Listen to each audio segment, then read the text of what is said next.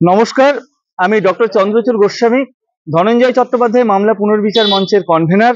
আজকে ভারতবর্ষের আইন ব্যবস্থার যে হৃৎপিণ্ড, সেই সুপ্রিম কোর্ট অফ ইন্ডিয়াতে আমরা এসছি এবং আমি এই মুহূর্তে আমাদের সুপ্রিম কোর্টের যে আইনজীবী বন্ধুরা রয়েছেন তাদের আমাদের এই ধনঞ্জয় চট্টোপাধ্যায় মামলা পুনর্বিচার মঞ্চের যে দাবি, সেই বিষয়ে আমরা অবগত করলাম, আমরা ক্যাম্পেনিং করলাম।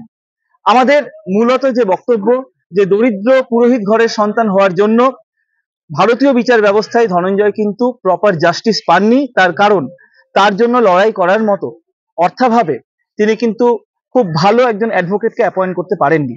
ফলে আসল অপরাধীর কিন্তু আজও পানিশমেন্ট হয়নি।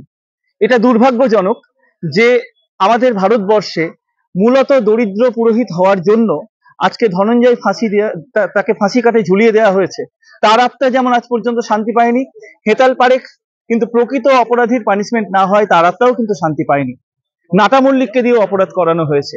কাজেই আমাদের এই রিওপেন মঞ্চের যে বক্তব্য, আমরা ইতিপূর্বেই ভারতের মাননীয় প্রধানমন্ত্রী মোদীবাবু, আমরা রাষ্ট্রপতি দ্রৌপদী মুর্মুজি, আইনমন্ত্রী, সুপ্রিম কোর্টের প্রধান বিচারপতি, ওনাদের যেমন আমরা নক করেছি, তেমনি আমরা বাংলার মাননীয় মুখ্যমন্ত্রী মমতা দেবী, আইনমন্ত্রী মলয় ঘটক, এনাদের প্রত্যেকের কাছে আমরা নক করছি। এবং দিনের শেষে আমাদের মনে রাখা দরকার, জনতার আদালত কিন্তু সর্বশেষ কথা বলে। আজকে মানুষের বিশ্বাস এবং অবশ্যই তথ্য প্রমাণ বলছে যে ধনঞ্জয় চট্টোপাধ্যায় কিন্তু নির্দোষ ছিলেন। আমরা সুপ্রিম কোর্টে আজকে আমাদের আইনজীবী বন্ধুদেরকে, তাদের সাথে আমরা এই বিষয়ে আলোচনা করলাম, আমরা ক্যাম্পেনিং করলাম। আপনারা প্রত্যেকে পাশে থাকুন।